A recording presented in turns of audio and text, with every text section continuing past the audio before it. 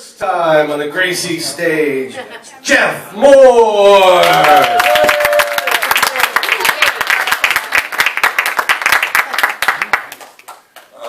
I'd like to read from a book that I hope to write someday. All right. And this selection is called, Here's 12 Ways of Looking at You, Kid.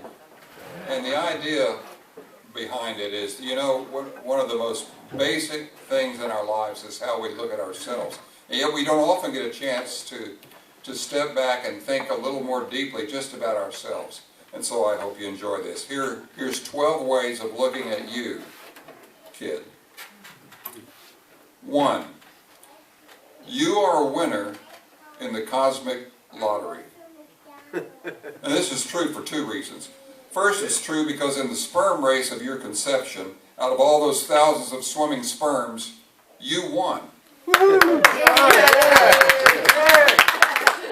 You got the chance to be born into this crazy, wonderful, tragic, beautiful world when you might not have been born.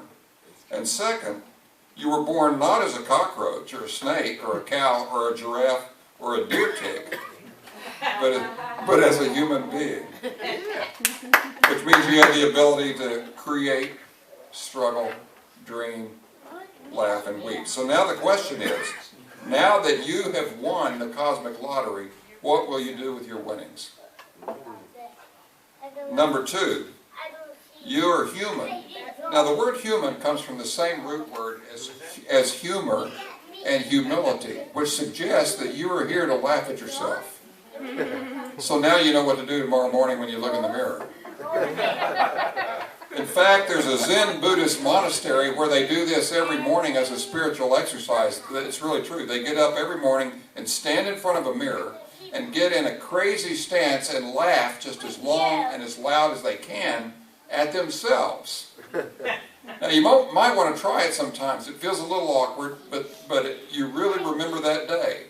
But one word of warning, if you sleep someone, you might want to warn them ahead of time before you just jump up and start laughing. 12 ways of looking at you. Number 3, you are one of a kind. Now this is true. It's undeniably true. There's never, in all the history of the world, been a person exactly like you. And if the world goes on for another 100,000 years, there will never be another person just like you. This means that you have a place to fill that no one else can fill. In fact, if anybody else could fill your place, you wouldn't need to be here. And if you don't fill your place, then it won't get filled. It's sort of like the character in the novel Herzog who said, I am Herzog. I have to be that man. There's no one else to do it. And it's like a poster I saw in New York City recently that said, be yourself. Everyone else is taken. Number 4, you are the world's greatest library. And this is a scientific fact. Every one of the 100 trillion cells in your body contains in its DNA the equivalent of 1,000 volumes of information, instructions to all the parts of your body about what to do and how to function. Every cell. From your toes to your fingertips, from your eyeballs to your brain. And amazingly, it all works most of the time. So now you know that when someone asks, how are you? No matter how you feel, it's accurate to say, you know, I'm amazing. 5, you are stardust. And this is also scientifically accurate, by the way. Scientists say that in the Big Bang, stars exploded, and from those explosions came all planets, including the planet Earth and everything in it, including you and me. Now maybe that helps explain the twinkle in your eyes. So your mission, should you decide to accept it, is to hold on to that twinkle. It's to do whatever it takes to keep the light in your eyes for as long as you live. So the way you do that is you look for the things in life that make your eyes light up. Look for the things that you love and enjoy and do them, or find a way to love and enjoy the things you have to do. For example, if your partner or loved one says something stupid, make your eyes light up like they just said something brilliant. It really works. 6, 6, you're a mystery. And everyone loves a good mystery. The truth is, you will never, ever, ever fully know yourself, and you'll never, ever, ever fully know another person. And this is good. We need the mystery, because we don't want to get to the place where we think in life there are no more adventures, no more discoveries, nothing new to learn, no more surprises. We don't want to spend our lives just repeating the same routines and arguments, and just kind of grind our way through life until we fall into our grave, and we don't have to. Because what you can do is you can embrace the mystery of life. You can open yourself to the mystery. And if you do, one of these days you'll surprise everyone and probably surprise yourself as well. 7, you are a prince or a princess. I think this is true. And if sometimes you feel that you've been trapped inside a frog's body, well, all it takes is to release the prince or princess that you really are is a kiss, right? But who's going to kiss a frog? Who's going to kiss you? Well, once there was a person who had no job, no skills, no power, and no money, and yet he'd spent all his days in delight, and everyone loved him and wanted to be around him. He was 6 months old. And we've all been that person. We've all been that person. In fact, you still have that delightful child inside you. Your inner child is the one who will give you the kiss you need to release the prince or princess you really are. Remember, no matter how serious life becomes or how adult we become, it's never too late to get back in touch with our inner child, and he or she will really appreciate it, by the way. 8, you're a mouse riding on top of an elephant. Now, the mouse is your smaller self. The elephant is your greater self. The mouse is your petty little ego. The elephant is your soul, your deep inner self, your source of your love and joy and creativity and wisdom. The elephant carries you, but the mouse says proudly, "Look at all the dust I'm stirring up." The mouse is always making demands, getting stressed and anxious and saying, "I want this, I want that." But the elephant just moves right along, slowly and majestically. The mouse of your little ego will make a lot of noise, but it's the elephant of your soul that will take you to your destiny.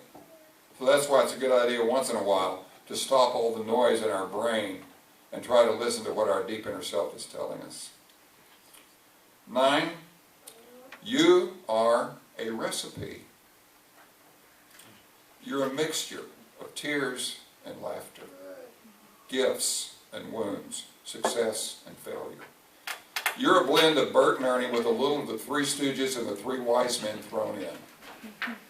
We all are. But do you know what's important about your recipe? You got to keep stirring it so it doesn't stick and burn.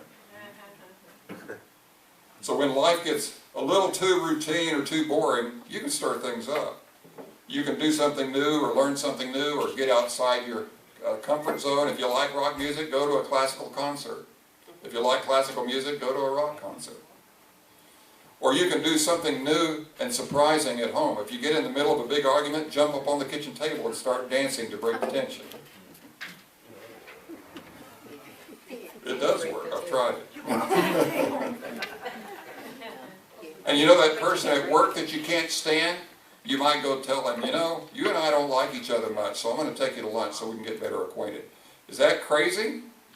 Well, if we don't keep things stirred up, we might end up settling for the dregs in life, and we don't want that. So stir well and throw in a generous helping of humor every day to keep your recipe tasty. 10, you are a creator of moments. Now, life is only given to us one moment at a time, and every moment is a new gift. Now, gifts should be appreciated, right? And so no matter how long or short you live, we only live one moment at a time. So maybe your true occupation is to be an artist of moments, to create moments, to bring your whole self to the moments. Now, you may have a lot from the past to deal with, and you may have plans that you have to make for the future. But if we put our weight down in the moment and live in the moment, that frees us from the fear of the future and the regrets of the past. I like the way Zorba the Greek put it. He said, I've stopped thinking about yesterday and I've stopped thinking about tomorrow. I say to myself, Zorba, what are you doing right now? I'm eating. Well, eat well, Zorba. Zorba, what are you doing right now? I'm working. Well, work well, Zorba. Zorba, what are you doing right now? I'm kissing a woman. Well, kiss her well, Zorba. Don't think about anything else. Just get on with it. 11. You are a specially invited guest at God's cosmic party. And that means you're here to celebrate life. Your life. You don't need a reason to celebrate, because whether you realize it or not, your life is a party in your honor. And the only appropriate thing to do at a party is celebrate. So don't wait till everything is going great. Celebrate now, early and late. And remember this, everyone you meet is also a special guest at God's cosmic party, but most people don't know this. So if you treat them like they are God's special guest, they might begin to catch on and celebrate with you. And finally, 12. You're a soldier on the front line of the battle called life. Life does feel like a battle, doesn't it? I mean, we wish we could tell each other that we'd always be happy, that we'd never know heartache, we'd never know failure, we'd never know tragedy, but we know differently, don't we? We're all fighting a battle. Everyone you meet is fighting a battle. But do you know what's important? We can choose what to fight for and what to fight against. And that's a huge thing. Someone has said, fight for people and never against them. I kind of like that. But consider this idea. Perhaps our battle is the fight to stay alive on the inside and to help the people around us stay alive on the inside. It's the battle to keep our hearts alive with love and courage and joy. And we're fighting against the forces that would try to deaden us on the inside, that would try to make us apathetic and indifferent and cynical. Now, how will the battle come out? We don't know. But we have it on good authority that if you throw yourself into the battle with all your heart, that no matter what happens, you'll win as a human being. And I do know this, that whatever battles you and I face, we are needed in the fight right where we are.